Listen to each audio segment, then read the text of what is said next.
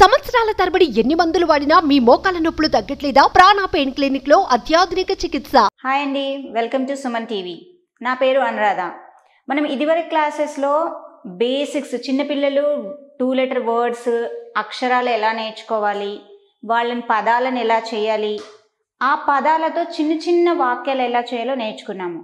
మరి ఉట్టిగా పదాలు నేర్చుకుంటేనే సరిపోదు కదా. సో ఈరోజు మనం వాళ్ళకు ఒత్తులు అంటే మాత్రాయే, హిందీలో మాత్రాయే అంటారు. ఒత్తులు ఎలా నేర్చుకోవాలి, ఒత్తులను మళ్ళీ గుణింతాలుగా ఎలా రాయాలి. ఎందుకంటే మనం ఒక పదము రాయాలి అంటే ఒత్తులు కావాలి, గుణింతాలు కూడా కావాలి కదా. మనకు ఒత్తులు నేర్చుకుంటేనే మనం గుణింతాలు రాయగలం. సో ఆ గుణింతాలు ఎలా రాయాలి, ఒత్తులు ఎలా రాయాలి, వాటికి సంబంధించిన పదాలు ఏంటి అన్నది ఈరోజు మనము నేర్చుకుంటున్నాం. సరే చూద్దామా. మరి పిల్లలకు ఎలా అంటే ఈజీగా నేర్పించాలి. ఒత్తులు చాలామంది పిల్లలు కన్ఫ్యూజ్ అవుతుంటారు. వాళ్ళకు చిన్న చిన్నగా ఎలా నేర్పించాలో చూద్దాం. ఒత్తులను ఏమంటారు? మాత్రాయే. మాత్రాయే అంటే ఏంటి? ఒత్తులు. తెలుగులో ఏమంటారు? ఒత్తులు. సో హిందీలో ఒత్తులు ఎలా ఉంటాయో చూద్దాం. చూడండి, ఆ, దీనికి ఎలాంటి మాత్ర ఉండదు, జస్ట్ లైన్.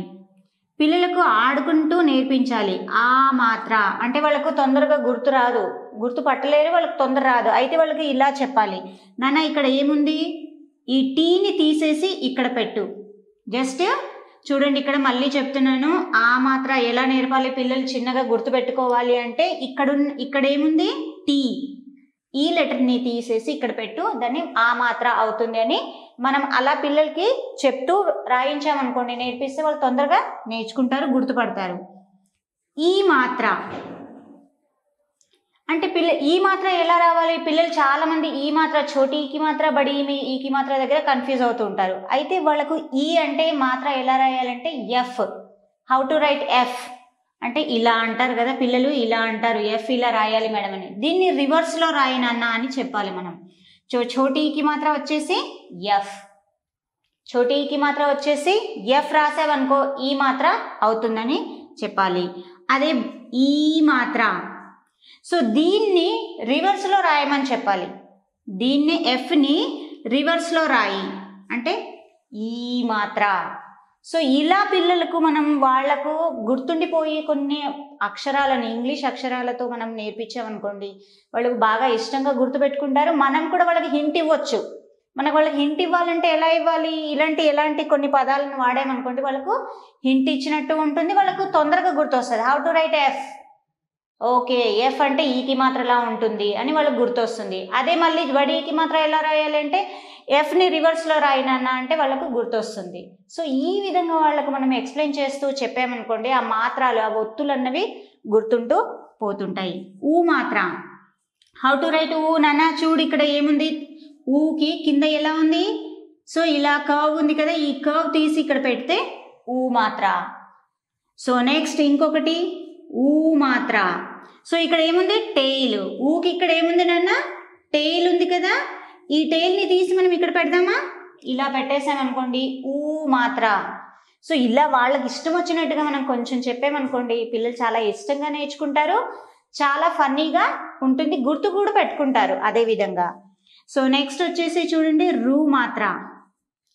రూ మాత్రని ఎలా రాయాలి అంటే మీకు ఇక్కడ నేను ఎందుకు సపరేట్గా నేర్పిస్తున్నానంటే కన్ఫ్యూజ్ అవుతారని ఇక్కడ నేను సపరేట్గా చెప్తున్నాను. రూ, ఇక్కడ ఏముంది, ఈ సీని తీసేసి ఇక్కడ పెట్టు, అప్పుడు ఏమవుతుంది, సి పెట్టేసామనుకోండి రూ మాత్ర. సో ఇలా పిల్లలకు మనము వాళ్ళకి ఇష్టం వచ్చిన పదాలు, చిన్న చిన్న పదాలు, ఇంగ్లీష్ పదాలు, ఇంగ్లీష్ అక్షరాలు, ఏమన్నా హింట్స్ ఇస్తుంటే ఆ మాత్రాలు ఎప్పుడూ మర్చిపోరు, అలా నేర్పించుకుంటూ వెళ్ళాలి. సో నెక్స్ట్ వచ్చేసి ఏ మాత్ర. Just sleeping line up, cross line, sleeping line up, 1 cross line. So ఇలా పెడితే ఏమవుతుంది, ఏ మాత్ర. చూడండి ఇక్కడ ఆ మాత్ర అండ్ ఆ మాత్ర ఎలా రాయాలో కూడా మనము నేర్పించాము.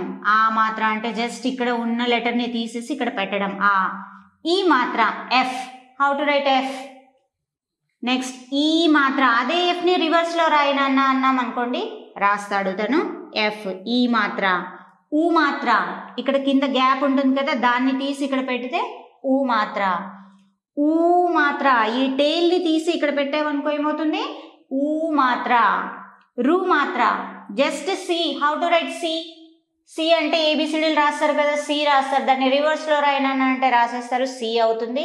సో అది మనం వాళ్ళకి హింట్ ఇవ్వడానికి, వాళ్ళు సమ్ టైమ్స్ రాసేటప్పుడు మర్చిపోతూ ఉంటారు కదా, వాళ్ళకి హింట్ ఇవ్వడానికి సి రైట్ సి. రూ మాత్రం గుర్తు రావట్లేదు మమ్మీ అని అంటారు, లేదా రూ మాత్రం గుర్తు రావట్లేదు ఆ టీచర్ అంటారు. అన్నప్పుడు వాళ్ళకి హింట్ ఇవ్వడానికి మనకు ఒక పదం కావాలి కదా.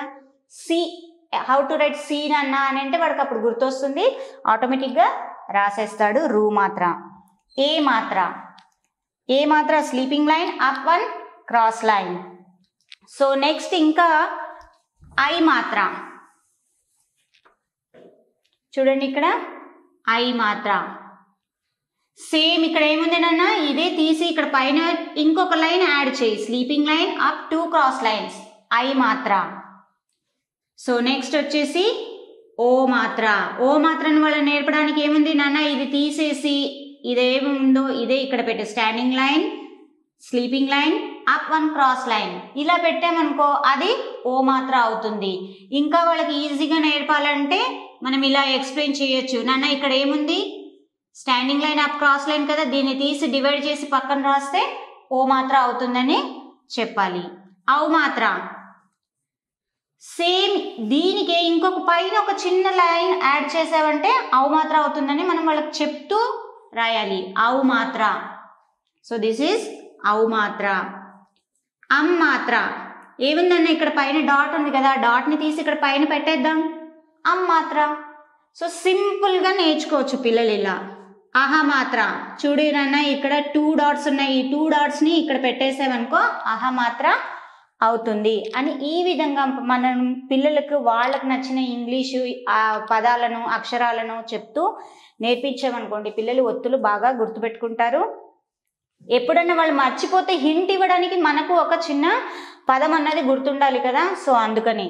సో చూడండి ఇక్కడ ఒత్తులు మాత్రయే, ఆ మాత్ర, ఆ మాత్ర, ఈ మాత్ర, ఈ మాత్ర, ఊ మాత్ర, ఊ మాత్ర, రు, రు మాత్ర, ఏ మాత్ర, ఐ మాత్ర, ఓ మాత్ర, ఔ మాత్ర, అహ, అమ్ మాత్ర అండ్ అహ మాత్ర.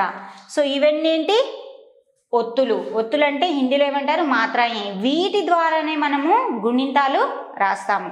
ఇవి లేకపోతే మనం గుణింతాలు రాయలేం కదా. గుణింతాలు రాయాలి అంటే మనకు ఫస్ట్ ఇవి నేర్చుకోవాలి. సో ఇవి నేర్చుకున్న తర్వాత వీటితో మనము గుణింతాలు కూడా ఎలా రాయాలో నేర్చుకుందాం.